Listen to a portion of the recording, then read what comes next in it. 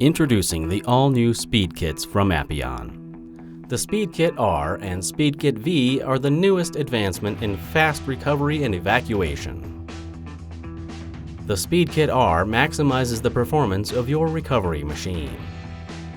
The kit includes red and blue 3/8" full-flow recovery hoses, a 3/8" recovery output hose, a 3/8" filter dryer adapter hose, 2 1/4" valve core removal tools, 2 5/16" valve core removal tools, and the all-new 1/4" Speed Y.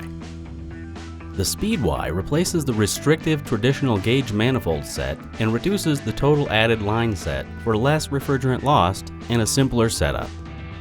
Less connections and reduced restrictions can maximize the flow of refrigerant to get the job done quickly. Each hose comes with its own hose hanger to help keep your hoses organized and contaminant-free. Fast and simple manifold-less recovery is now achievable with the Speed Kit R. For the fastest evacuation, the Speed Kit V can help cut your evacuation times dramatically. The kit includes 2 vacuum-rated 1/2" 6-foot black hoses, complete with hose hangers. It also features the 1/2" Speed Y and 3/8" Speed Y.